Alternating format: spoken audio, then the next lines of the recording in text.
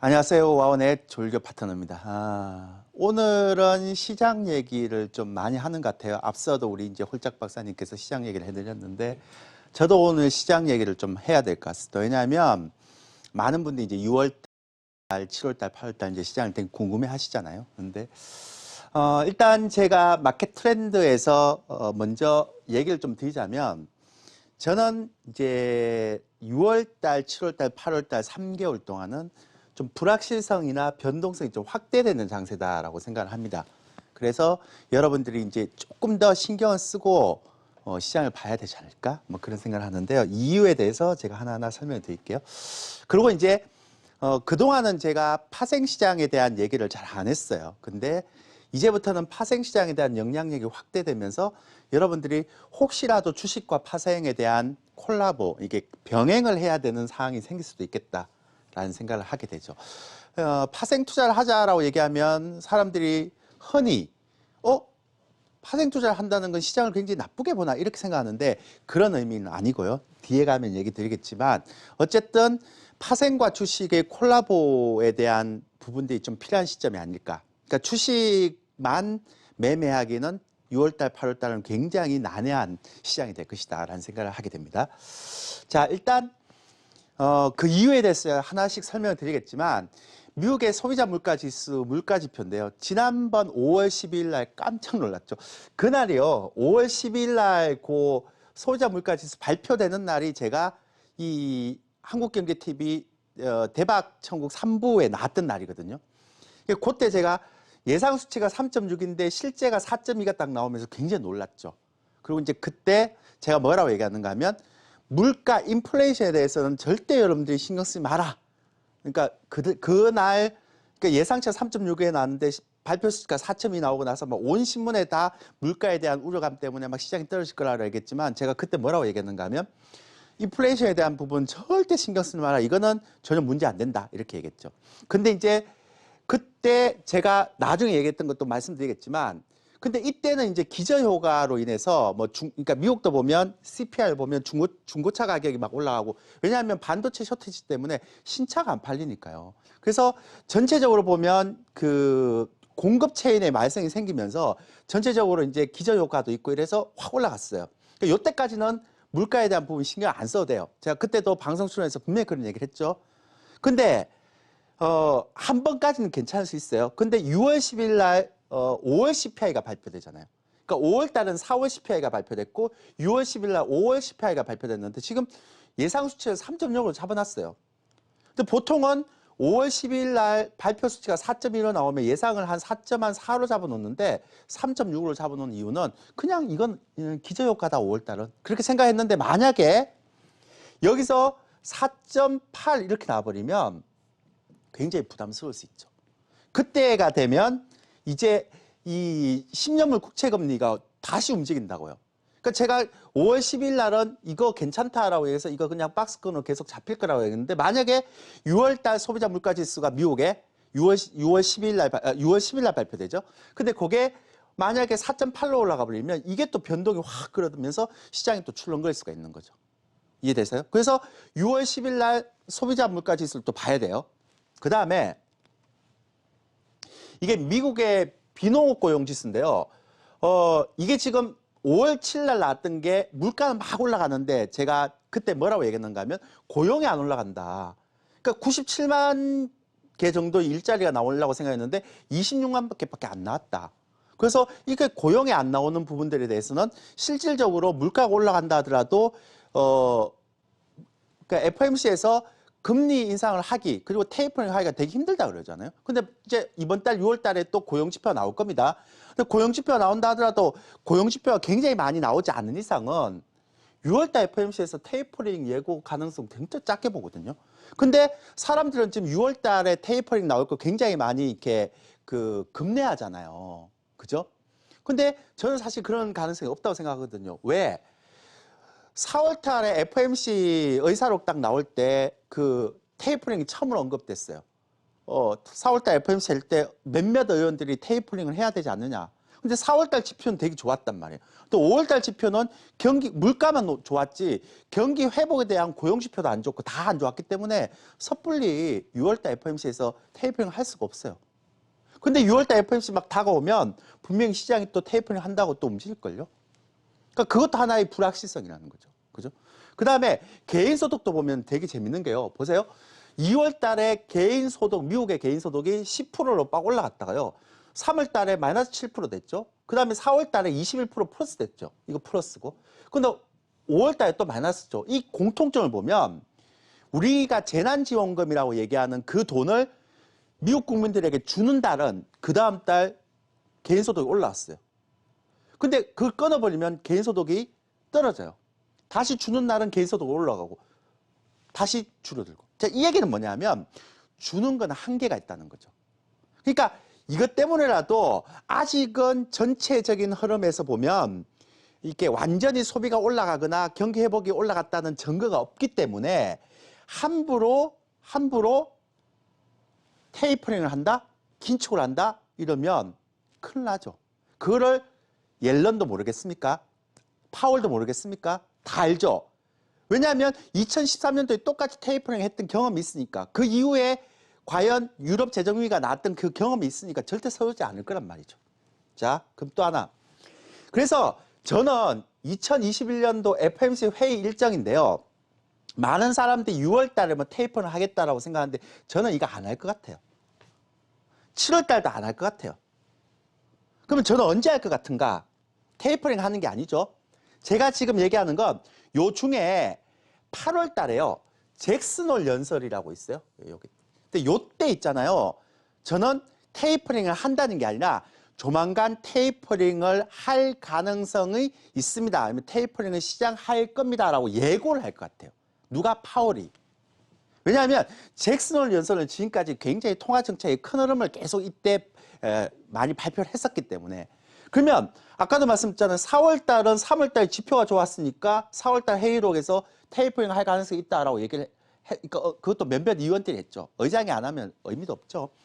6월달은 5월달 지표가 안 좋아졌으니까 물가 지표 빼놓고는 고용 지표 이런 거 다 안 좋아졌으니까 당연히 안 하겠고 그럼 7월달도 넘어가고 8월달 잭슨홀에서는 테이퍼링 가능성이 테이퍼링 한다는 게 아니고 테이퍼링을 조만간에 할 수도 있다라는 예고에 대한 가능성이 있는 거죠.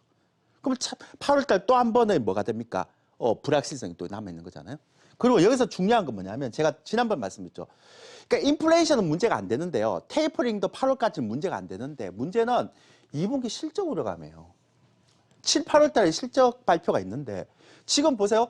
반도체 쇼티지 그다음에 이것 때문에 공급 체인에 대한 문제가 발생되면서 이게 일단 실적이 안 잡히고 있잖아요. 관련 종목들. 최근에 여러분들 시장을 보면 반도체 쇼티지와 관련 없는 소비 관련주만 쫙 땡기고 IT, 자동차 이런 거 전부 다 잡히지 않아요. 특히 2차 전지는 줄줄줄줄 흘러내리잖아요. 제가 이거 2개월 전부터 나와서 계속 얘기했죠. 시가총액 상위 종목들 개인들 수급 몰려있고 이것 때문에 어려울 것 같다. 이런 얘기를 계속 많이 했잖아요. 소비 관련주, 인프라 관련주, 경기 회복 관련주 하라고 제가 2개월 전부터 계속 말씀드렸습니다. 이 방송 나와서. 그 다음에 원재료 가격이 급등하면 어떤 문제가 생기는가 하면 사전에 우리가 수주를 막 해놓고 그 다음에 수주를 해놨는데 공급 체인에 문제가 발생되니까 생산이 안 되죠. 또 생산이 된다 하더라도 원재료 가격이 올라가니까 코스트, 비용이 올라가 버리는 거죠. 그래서 저는 2분기 실적 우려감 이런 부분들이 가장 지금 시장을 누르고 있는 특히 시가총액 대형주를 누르고 있는 이 원인이 될 수 있다라고 얘기를 하는 거예요. 그러니까 지금은 중형주 중에 일부 섹터들, 그러니까 소비 관련주, 경기 회복 관련주, 인프라 관련주 이런 것만 올라가는 거예요.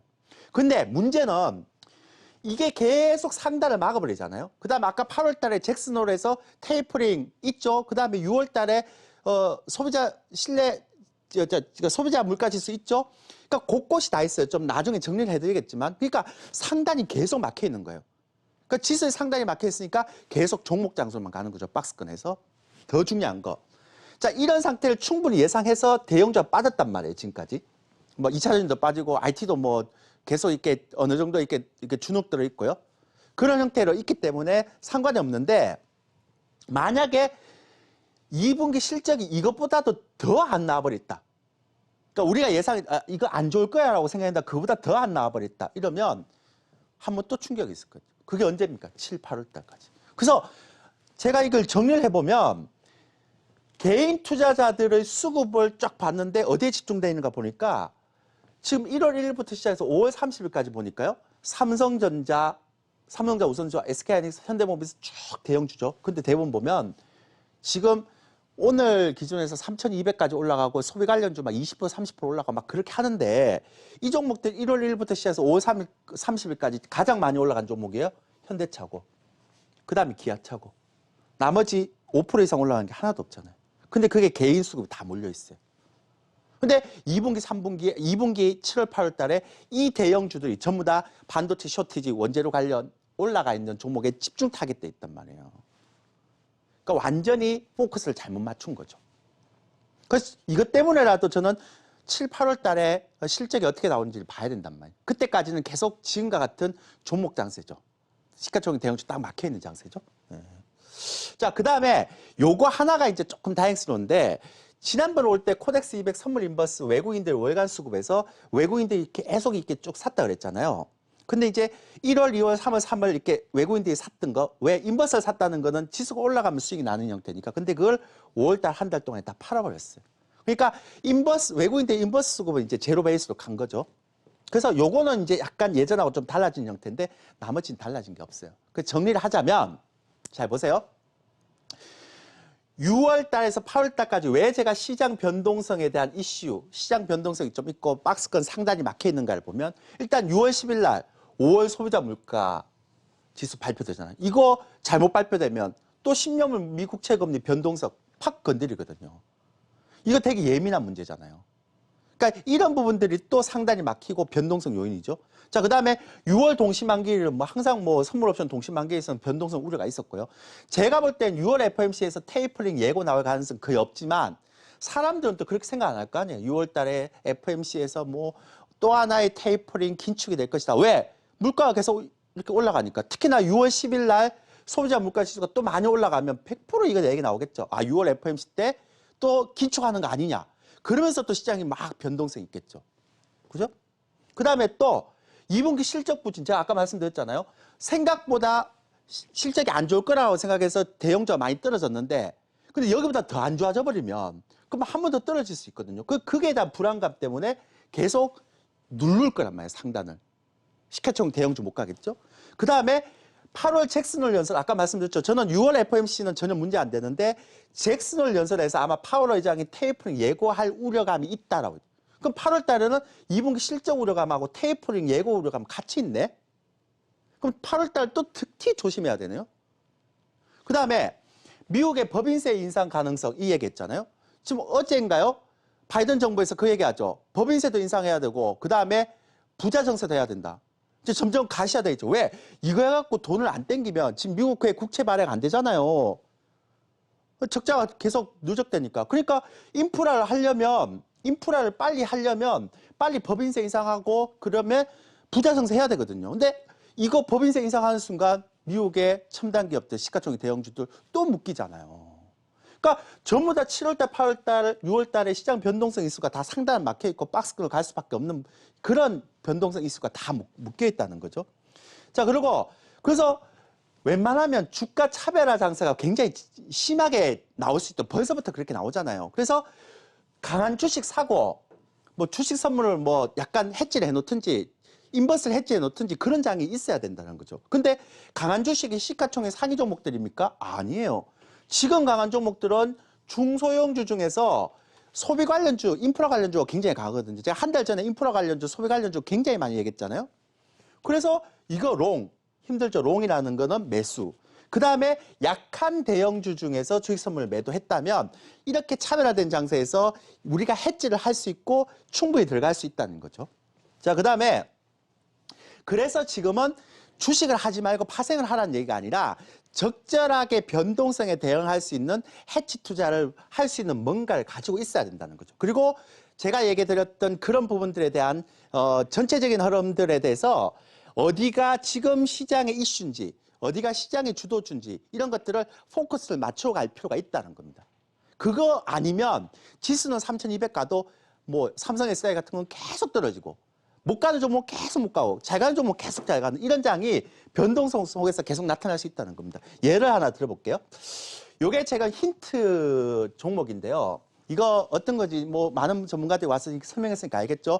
와우넷 전문가들이 실질적으로 참여하고 있는 매매 시스템입니다. 근데 잘 보세요. 제가 여기 조일교라고 적혀 있잖아요. 여기에서 지금 최근에 제가 대한전선을 매수를 했어요. 17,000주를. 그 전체 비중에서 30% 비중이잖아요. 근데 64%가 수익이 났어요. 언제? 보세요.